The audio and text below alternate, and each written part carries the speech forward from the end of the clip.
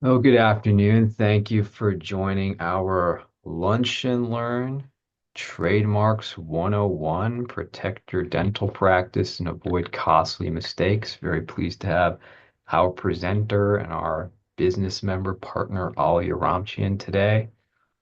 All participants will be placed on mute. The presentation is going to run about 45 minutes. We will have time for questions and answers. So if you have them, please submit your questions in the Q&A box. And if time permits, we will answer them at the end of the presentation. It's my pleasure to introduce our speaker, Ali Ramshin. JD LL.M is one of the nation's leading legal authorities on topics relevant to dentists. Since its creation, the Dental and Medical Council PC law firm has been regarded as one of the preeminent healthcare law firms devoted exclusively to healthcare professionals. His clients seek his advice on dental and medical practice transitions, creation of corporations and partnerships, associate contracts, estate planning, employment law matters, office leasing, and state board defense. Welcome, Ali. Oh, thank you, Jim. Thank you. And welcome everyone for this special lunchtime presentation. I hope you guys are having a really good lunch. And if you have any new places I should go to in San Mateo County, please let me know. I'd love to always go to new sandwich shops and restaurants.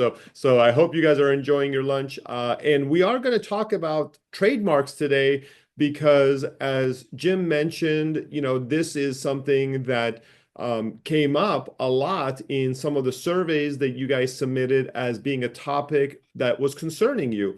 And one of the reasons why it's concerning you, I think, because this is what we're seeing out there, is that there are a lot of, and I don't know why this has started to happen, but suddenly there are a lot of copycats out there who are using names that are very similar to maybe your practices. They may be using your logo or something similar to that.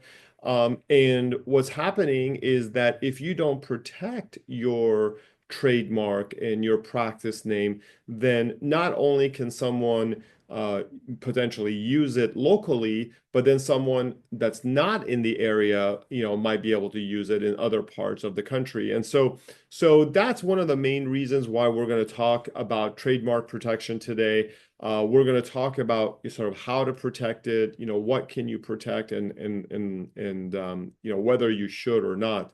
Now, some of you may have already gotten, or heard of somebody who's gotten a letter from either a lawyer or another doctor, around the country saying, "Hey, you're using my name, you're using my logo, please stop using it."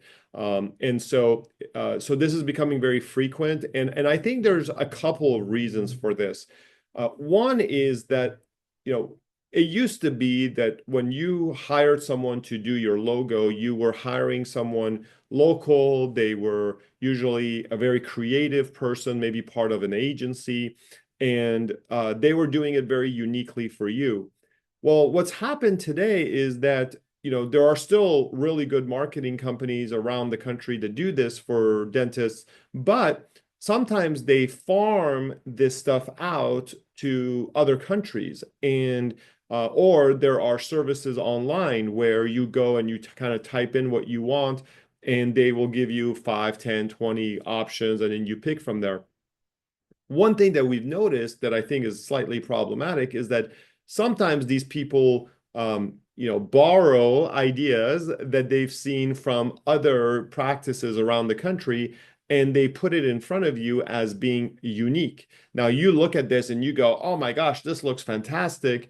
You might fine tune it a little bit, maybe change the colors and things of that nature, maybe change the font, the design, but the overall look and feel is the same.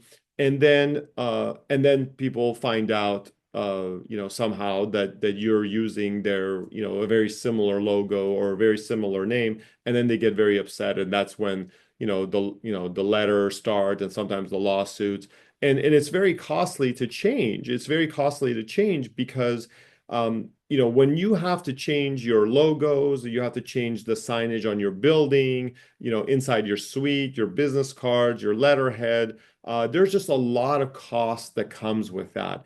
And what we are seeing is on average, it's somewhere between $50 to $150,000 of extra cost that comes with having to change all of your intellectual property. And that doesn't even take into account the loss of the IP, meaning the goodwill that's attached to your intellectual property. You might be using it for, social media and your website and your other marketing and trying to put your name out there or your logo out there, and then suddenly you have to change it and you have to go down a different road. So it can be pretty restrictive. It can be pretty damaging. And so it's really important to try to do this and do it right. And we're going to talk a little bit about some very easy things you can do to do it. As Jim mentioned, as most of you know, being in the county, this is all I do. I help dentists with lease negotiations and partnerships, practice transitions. Of course, employment law, as you guys know, through HR for Health, but we also do a lot of living trusts and wills, of course, trademarks and employment agreements as well. Okay, this is an updated family picture. My oldest, as some of you know now, is in college, and still, we're holding out hope that our youngest, Lily, who's on the right side of this picture, is going to go to dental school. She's the only one that's medically focused at all. So my wife is, crossing her fingers. So we'll see what happens. Okay, so let's jump in. We're going to talk about the trademarks, just a basic introduction, some mistakes to avoid, and then how do we remedy this. And then, as Jim mentioned, please make sure you, as you think of questions, either put it in the Q&A, or if it's easier for you, just put it in the chat box. And at the end, which will be in about 30 minutes, 35 minutes, I'm happy to answer those. And most of you have my email and cell phone as well. If you want to ask things, offline, that's totally fine as well. Okay, so what is a trademark? We hear about it, but what is it really?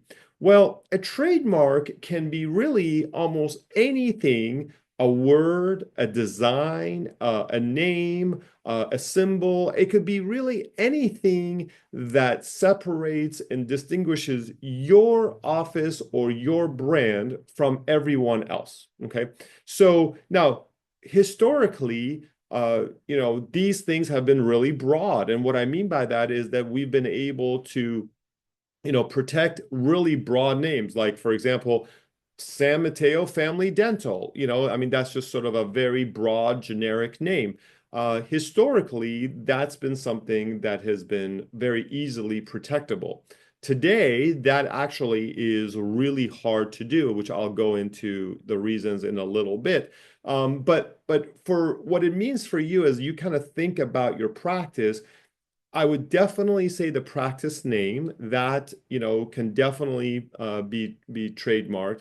Your logos, if you come up with a really cool slogan, if you come up with something that you put on, t-shirts or things of that nature that you want to protect, you don't want anybody else to take, any of those kinds of things are things that can be trademarked. Okay. And it's something to really think about as you go down this road, because as you think about, is my name unique or is it not, then we can talk about, why do we want to protect it, right? Why do we want to protect it? And the main reason is really to protect your brand identity, right? Your brand identity. And today, more so than ever before, this has become really important because people associate us with our brands, right? With our brands. For example, just speaking personally, many of you, associate me on the HR side with HR for Health.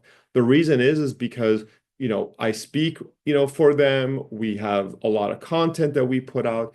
And so you may not remember my last name or be able to spell it, but you'll remember HR for Health, right? Because you know it's easy. And so when we look, for example, online, we see searches being put into Google where it'll just be like Ali, and then it's dental law, or Ali, HR for health, something like that, because they're looking for me, but they don't really, may not know how to find me. And so that's, something good to trademark. Or, for example, our law firm, right? Our law firm having, the Dental Medical Council name, is something that is unique and can be trademarked, right? And so as you kind of think about is, how do you want the community, how do you want patients to find you? And being online, being on social media, and publicly kind of putting your persona publicly out there, it's really important for people to not just associate you with your name, but also with the brand of your practice. And from a marketing perspective, it really, really works. And I can tell you too, I mean, although that's not the topic for today's conversation, it makes a big difference in terms of how you go about selling your practice one day, maybe in 10, 20, 30, 40 years.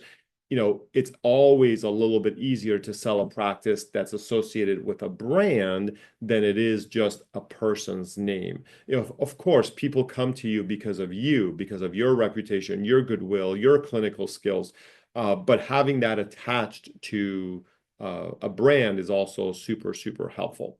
So again, it's how patients remember you. It's about your reputation. It's about protecting it so that no one else takes it and tries to imitate it, right? And that, especially being in an environment like San Mateo County, where geographically it's not huge, right? It's not like Los Angeles or even Santa Clara County. It's sort of a smaller area, and so there's more likelihood for confusion amongst the population. And so the more you know your brand is protected, the better, the likelihood is that patients will remember you for that.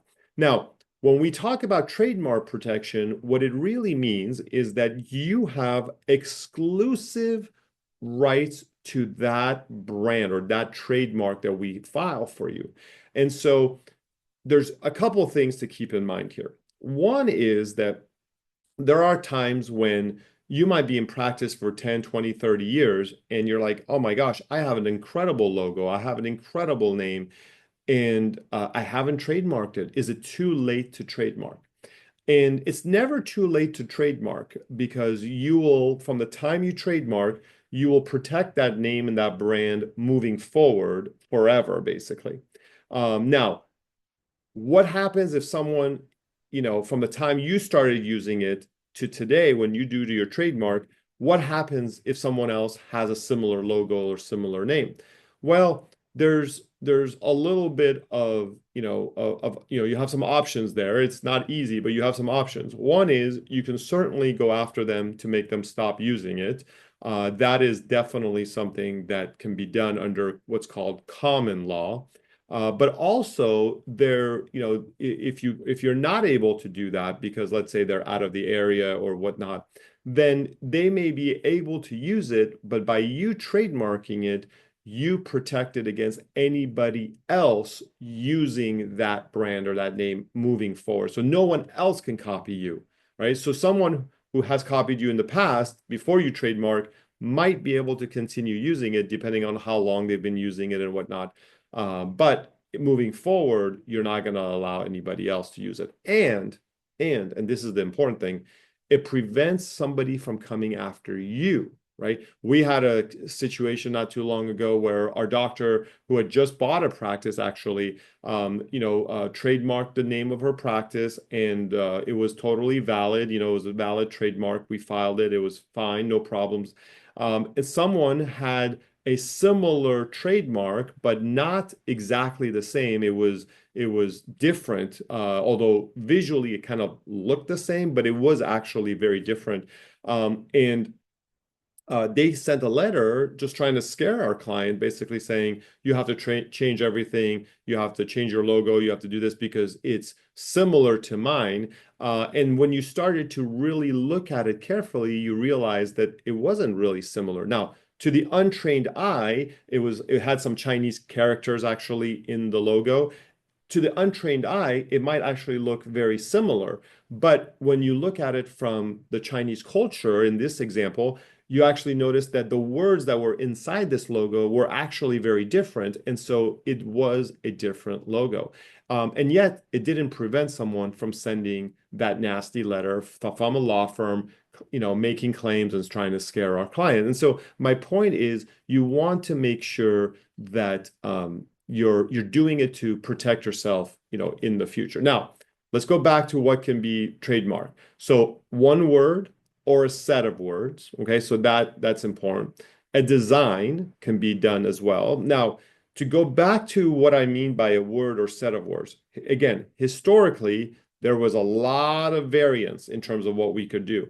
Today, the more location, geographic the word is, or generic the word, the less trademarkable it is. So if you said, for example, San Mateo dentistry, right?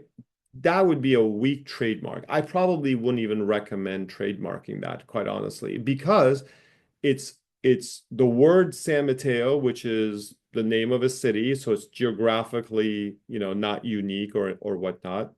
And then the word dentistry, of course, is not unique either. Now you put them together, and historically we used to say, look, that is a unique name. We want to protect that. And the trademark office was okay with that. Today, they've become very strict about these things. And so it becomes, difficult to trademark. Now, can we still do it? Absolutely. Is it super strong? No, but it might be strong enough to prevent somebody else from using that name. And so what I would recommend is that if you guys have any names that you want us to look at and kind of give you an idea, we can talk about that and give you sort of an options about whether to do it or not.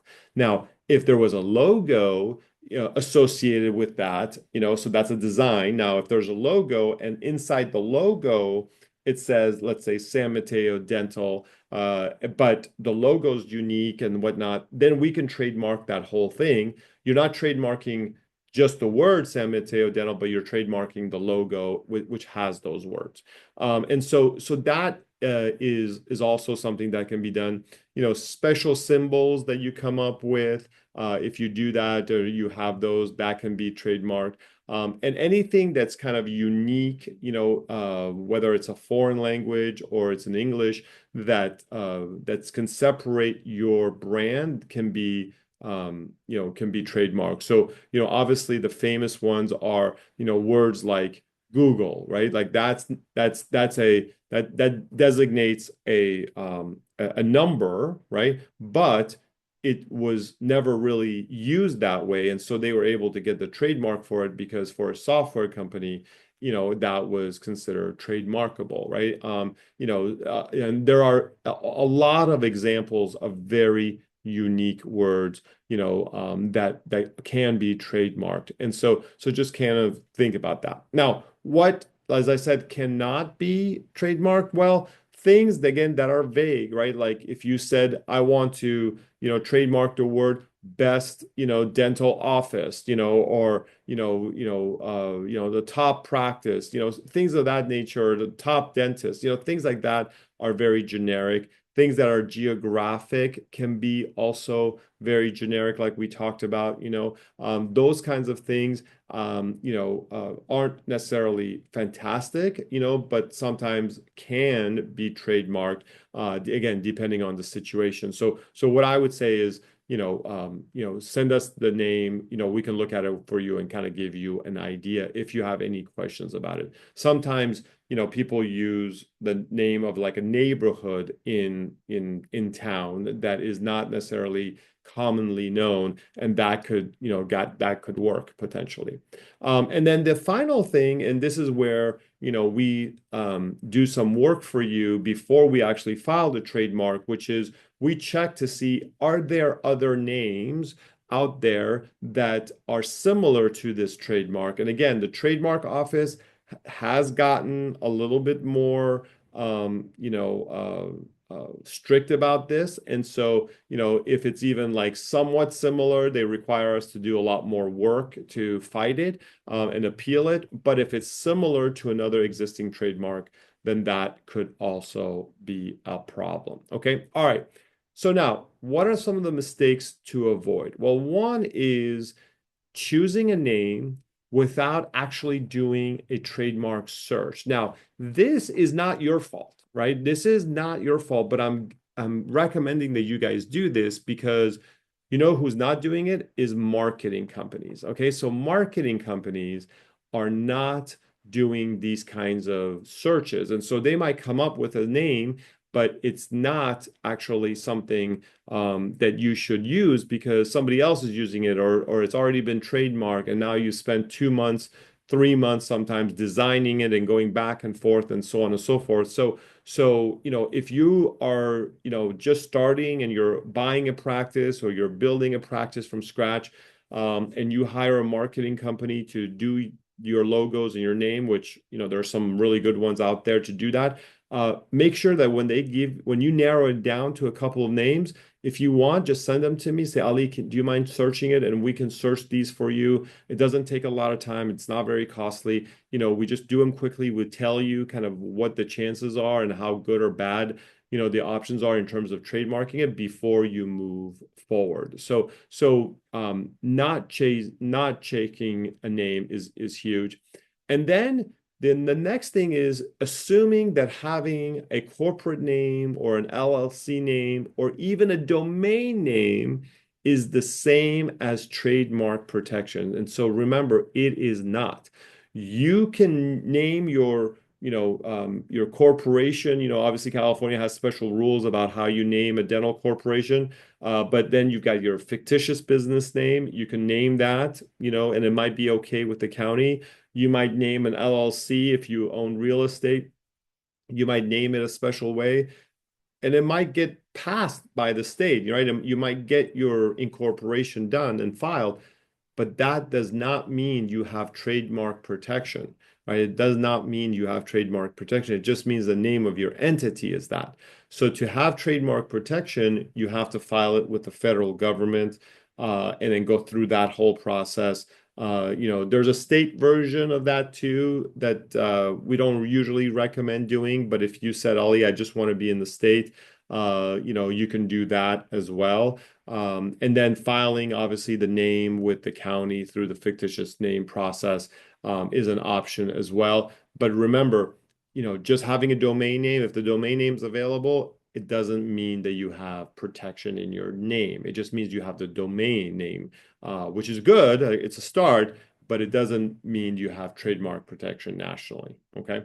And then one big mistake that I see that always pains me is when our doctors sometimes invest in branding, their in with their signage on their building. And you guys know, the big signs that you put up there, sometimes they're backlit or whatnot, and it's very expensive. Even if it's not backlit, it's still, a few $1,000s. And then they have it installed, they do all of that. But then they haven't checked, right? They haven't checked the name. And then unfortunately, they have to remove them or do something, to fix it. And it ends up costing them double, because of all of that. So again, just make sure checking doesn't cost a lot of time, doesn't cost a lot of money. But it is a smart thing to do. Okay. All right. So now, what are some do-it-yourself, pitfalls that we see in this area is, there are sites that, allow you to do some free searches. And their goal really is not to help you determine whether or not you have whether that name is something that is protectable or not. Their goal is to just kind of get your information a lot of times, and then just market to you, some of the services they have. And so what's really important is that you do a search, where which is kind of similar to what we do, which we make sure that, at the federal, state, local levels, that name is something that you can use. The next thing, and this is something that very few people actually know about, which is, every trademark has a class, right? Has a class. Now, what do I mean by a class? Well, a class is how you plan on using that trademark, right? So you might say, well, Ali, it's obvious. I'm going to use it for my dental practice. Totally, absolutely. That makes all the sense in the world. So we got to pick a class for that. What if, what about t-shirts and hats and clothing? Are you going to put it on that when you're marketing to, patients and you're out in the community and you're doing fairs and you're doing all this stuff? Are you gonna put it on those? Well, if you are, then we need to file it under that class as well so that you can put it and it's protected on that. Now sometimes, people just, for cost reasons or otherwise will only do it for dental practices. They won't do it, for, these other things like clothing or other, apparel, whatnot. And it's usually not a problem. It usually doesn't cause any issues. But could someone take your name, your unique name, and then put it on a t-shirt and sell it? If you don't have that, technically, yes. Technically, yes. Now there are other ways, we can stop that and prevent them from doing it, of course. But, to avoid it, you got to pick the right class. So sometimes when people try to do things themselves, they pick the wrong class to do.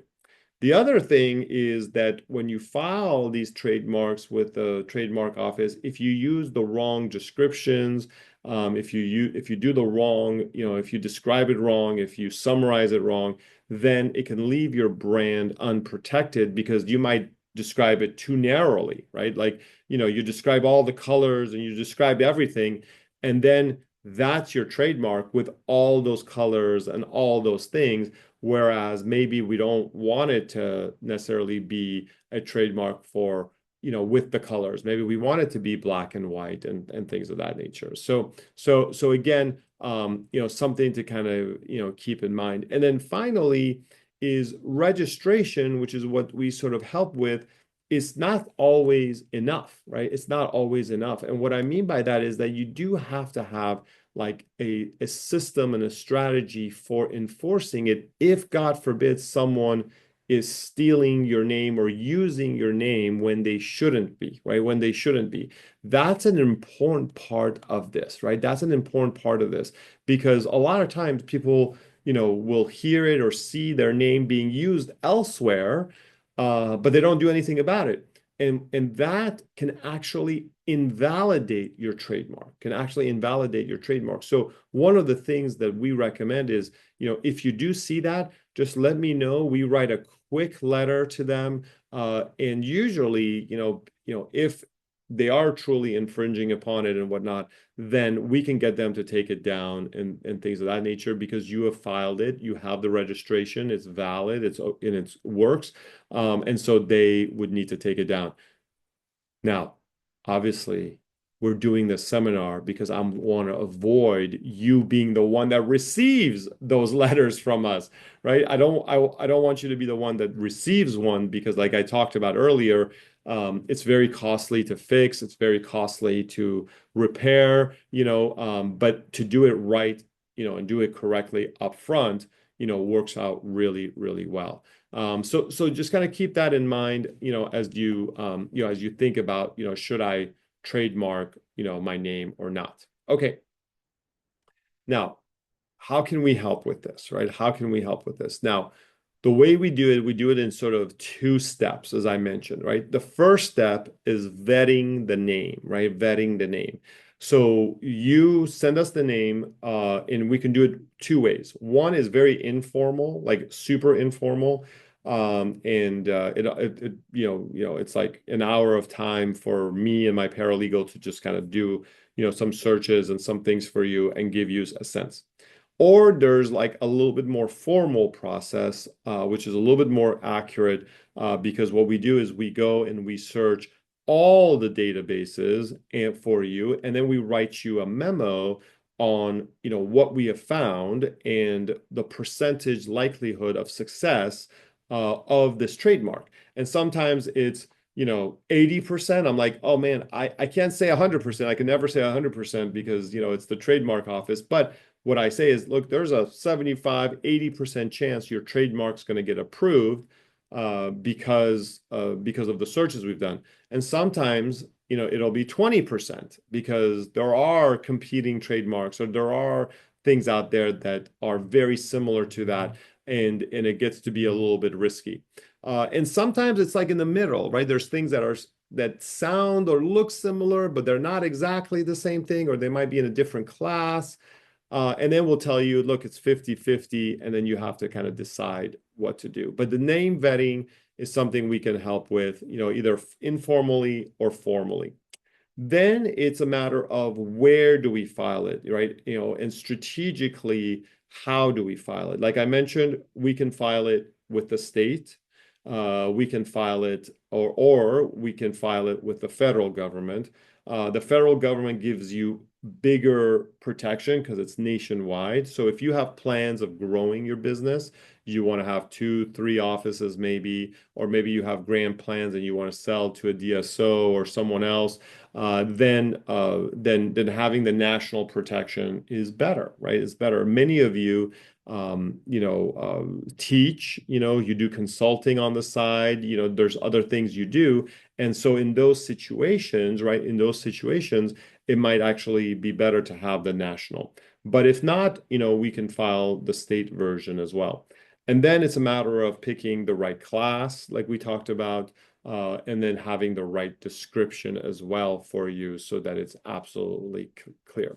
And then long term, what we do is we, enforce it and we look for copycats if we hear about it. If people file, things that are similar to yours, then there are triggers that might pop up that you can keep an eye on, and then we monitor it and make sure that no one else is stealing it. So that's that part of the trademark of what we can do for you if you choose to check on these names. Now, what happens when we actually file it, which takes about 9 months to a year to get it all finalized? You get protection from day one. From the day we file, you get protection, but it does take the trademark office 9 months to a year. Since COVID, it's taken even as long as 18 months sometimes. So right now it's a little bit shorter than that. So it's a long process, but you get protection from day one. But as soon as you get it, right, once it's all done, you get to use the R symbol and the TM symbol on your logos or your name, depending on which one we do, on everything that you own, right? So t-shirts, like I said, and other things, you can start putting that, and then people will know that your name and your trademark has been filed and it's valid and live, and that's great. There are some renewals and maintenance filings that happen, over the years, but they're very straightforward, very, affordable, because we're just basically filing supportive evidence showing that you're continuing to, use the name, that you haven't abandoned the name. And then you continue having protections, of your trademark. So again, really, really strong from that perspective. And then I know we've talked about this a couple of times already, but you want to monitor, for any infringements. You might hear about it, you might see the things. One thing that I do recommend everybody does, it's a pro tip, is if you go to Google Alerts, right? If you go to Google Alerts, I do recommend typing in your name, put it in parentheses, and then type in your practice name as well and other things. And what it'll do is that if anything gets published online using your name, or your practice name or otherwise, it'll notify you. It'll send you a daily email saying, hey, your name was used here, right? Or your logo was used here and whatnot. And so it's a really good way of kind of keeping track of what's out there and what people are using, if anybody's using your name or not. And sometimes, we've had clients who have done this and they've found, reviews, good or sometimes bad on sites that they didn't even know existed, and they were able to follow up with people because it was another marketing effort. And we've had clients who've seen, their logos or their brands being misused by someone in another part of the country because they use Google alerts. So highly recommended. And I actually have one with my name, my wife's name, our kids' names. We have it for the businesses and all that. And so that way, if anything pops up, if anybody posts anything, then we know what they're posting about. So if somebody does use your name unlawfully, what do we do? How do we enforce it? Well, first is we write cease and desist letters. They're very they're nice in tone, but they're firm. And we make sure that we send those in a very timely fashion to protect your trademark. And they are very effective. They are very effective if you've done the right things to trademark your brand. Now, if you haven't trademarked your brand, then it's a little bit of a different story because it's a little bit of an uphill battle potentially. But if you have trademarked it, it's really, really good. These cease and desist letters work great. One of our lawyers, who just does basically this, does a really good job with it. And then if they refuse, right, if they refuse, then you can litigate or, do other things, with social media companies to have them remove it. It is a process, but it is something that's very important that you've got to do to enforce your trademark to ensure that nobody else uses it. Because remember, if you don't enforce it, you could be deemed to have waived your rights towards it, right? And you don't want to waive that. You don't want to waive that. And then there are tools, that the, USPTO, it's the US Patent Trademark Office has, that keeps track of, what's been filed and things of that nature. So, these are things that we help you with and that we keep an eye on for you as well.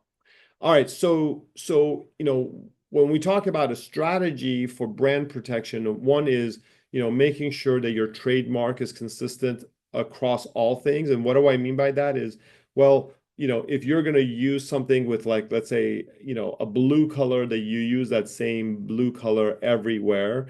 If you're going to use a name or whatnot that it's horizontal, you keep it that way. If you're going to do it vertically, that you keep it that way. So you want to be consistent with how you do it. And you especially want to be consistent once a trademark has been filed. So let's say you use a name and it's a vertical name, like three names, San Mateo, Dental, for example, or maybe it's San Mateo on the first line, Dental, in the second line, Office in the third line. You want to use that everywhere if we're going to file that as your trademark. Now, of course, it doesn't mean you can't use it in different ways, but that, having that consistency in terms of your brand is really, really good. And then having a brand guideline, right? That is really, really helpful. That has to do with your colors, your fonts, and all of those things. And if you're able to do that, then you can give that to your marketing companies and make sure that they are following your brand guidelines. And that also, of course, helps maintain your brand and protect your brand. And then, making sure that the marketing companies or your team, if you've got internal team members who are, using it to do it correctly, that prevents, again, misuse and helps, with the avoiding dilution. Okay, now when you go to sell your practice, we talked about this a little bit earlier, this definitely does help with the goodwill conversation, especially if you are going to open a couple of offices or whatnot. Buyers love hearing, especially, bigger buyers love hearing that the brand of the practice is not tied to someone's name, because obviously they don't share your name and they might be afraid that patients won't come because of that. And so having a name that you attach to your practice and that's been trademarked is extremely worthwhile. It does reduce attrition as well in terms of patients because there's new doctor that comes in, but the brand is the same, the name is the same, and things of that nature. And if you do have multiple locations or you're planning on having multiple locations, you can use the same trademark across different locations, or you can use it within the DSOs if that's what they choose to do. And typically, when we're selling, a practice, or if our clients are buying a practice, we make sure that the trademark is included in the sale, the name, the branding, all of that is included because it's part of the goodwill of the office, of course. Okay. All right. So what do we do next? Well, here are some action items for you as we end and go to the question and answer portion of today's, quick seminar. So one is review your brand. Look at what you've got in terms of names and logos. If you have any questions about whether it's, trademarkable or not, email it to me. You'll have my information in a second. I'm happy to do it. We can do it two ways. We can do it the informal way, which is quick and dirty, and not very costly at all. Or we can do it, a little bit more formally, where we write a memo for you. There's a little bit of cost to that, but again, you have a more formal document. Check for conflicts. Once you've done that, Google your name, Google the practice name and whatnot, and see, is there something like your logo out there? Is someone using it? If they're not, great. If there is somebody out there, then we may need to take action. And then if you have any questions about this, please just reach out to me. Happy to kind of talk through all of this with you guys. I know some of it, can be kind of hard to understand. I know we've been through a lot today, talked about a lot of things. Don't worry about notes and whatnot. We, have your contact info, and either we or Jim at the Dental Society will email you the notes so you have all of that at your fingertips. Not just the slides, but the notes, which is really cool. And then here's my info. Most of you have it already, but if you don't, please take a picture of it, screenshot it, or whatnot, and feel free to ask any questions right now, or offline if you'd like to do. So, Jim, that's all I had. I see at least one question, I think, there. Or was it answered? I can't tell anymore. I thought I saw something pop up.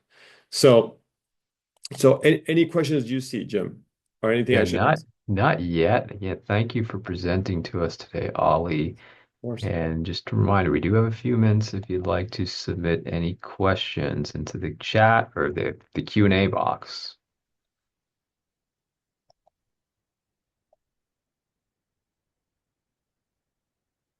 Oh, I see one come through. It says, why does it take so long for the trademark to happen? Well, the reason it takes the trademark a long time has nothing to do with you. It actually has to do with the trademark office. They have such a large number of trademarks that come in that it just takes them a while to go through it. And now with the budget cuts and all of that stuff that's happening, we are expecting for it to slow down again. But as I mentioned, the good news is that you get the trademark protection from day one.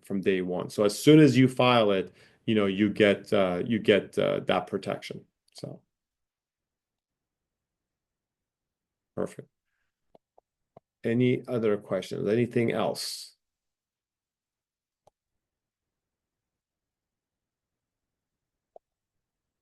All right. Well, I hope you guys enjoyed this. I hope you had a delicious lunch. And yeah, if you want to reach out, you have my info right there.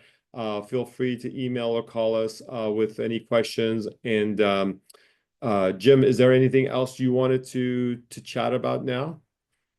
Nope, I don't see any further questions here. I just want to remind everyone that Ollie will be back with us again for several other lunch and learns throughout the year and a few upcoming in-person seminars. So keep an eye out for that.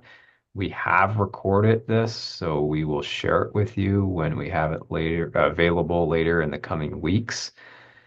Otherwise, we look forward to seeing you in person, and thanks again, Ollie. My pleasure, Jim. Thanks, everyone. Have a great day.